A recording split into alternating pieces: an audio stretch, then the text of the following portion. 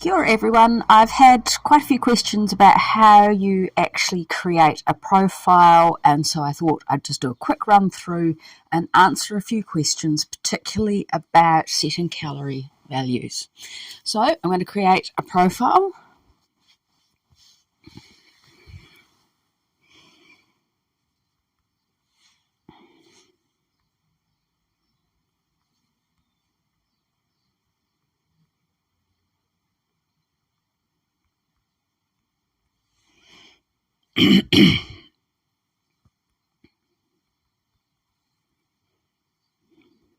I've changed that password so you guys don't try and log in on me.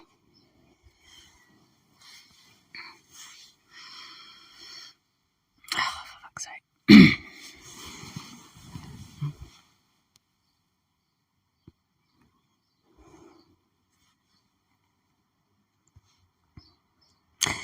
Kia ora everyone. I happen to get quite a number of questions on even the very first step after you've downloaded Easy Diet Diary about how to create a profile and set it up ready for you to work with. So I'm going to create a profile. Oops. I'm going to create a profile.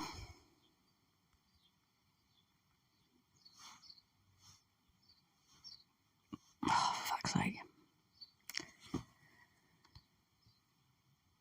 Kia ora everyone. I've been getting lots and lots of questions about how to set up profiles, so I thought that we might start right at the beginning. So I've downloaded Easy Diet Diary, I've installed it, and it says to create, a sign-in as with an email. You can actually do it with Facebook, but this is an email sign-in. Okay.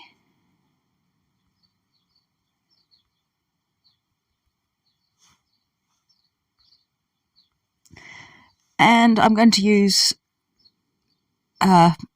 email that you won't be familiar with, but it's a useful one in the background.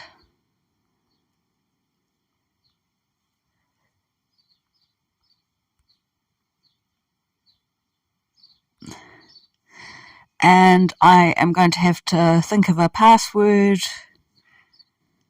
that I can change so that you guys don't go, oh, that's an interesting password, let's log in.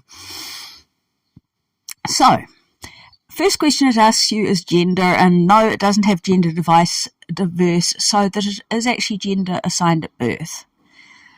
Not my birthday, but I'm just going to keep it in. But if you want to change the birthday, you can scroll up and down with each of these separately.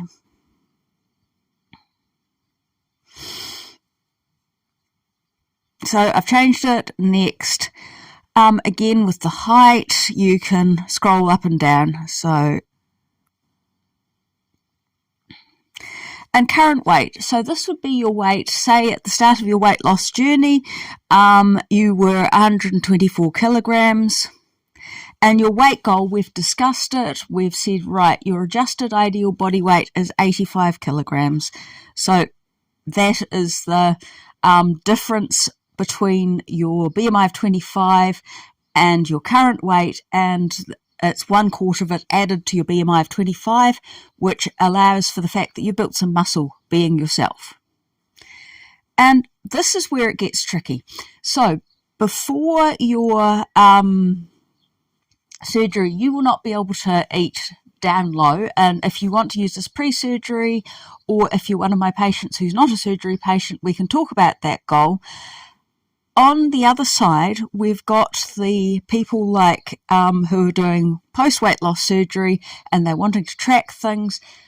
Lots of people say to me, what's my energy goal? My energy goal is going to be somewhere around 800 calories. Now, that's a total mind blower for people, but people who focus on getting their protein in and eating 5 to 6 times a day and listening to their bodies and having that tiny amount of food, that 1/4 cup of food with their, they will actually get in around about 800 calories. If I need to give you individual advice, I'll do that, but let's just stick that in. So that's currently on kilojoules, got to stick it to calories. If you're a kilojoule person, there is a link in the About section that will take you to my website that will give you a ready reckoner. Now, quite rightly, it says medical supervision. You are under medical supervision. You're under Mark's supervision. You're under mine. I'm not medical, but I do a lot of work around this. You're also seeing the GP, but very importantly, and this was a conversation I had yesterday with someone, you will be continuing to take that multivitamin and mineral for the rest of your life, and you'll be having annual screening to ensure you're nourished. And I believe in tracking exercise. So we can now start using the diary. Awesome. So it's about tracking protein. And unfortunately, we can't do a countdown. So we can't say, right, the goal is 80 grams of protein. I've got this much to do in the day. But by scrolling along very gently, you can see we've got the remaining calories, we've got the protein, we've got the fat, the saturated fat, and the carbs. Now, the only things that I am really, really interested in, although if you were struggling to meet that target, I'd be looking at the others, is I'm interested in the protein and I'm interested in the number of calories. Okay. Here is an example of a breakfast that some people might choose, okay? So, Crusket. Now, the highest fibre Crusket is the rye one. And we're going to have one biscuit. And cottage cheese. And it's a reduced fat one.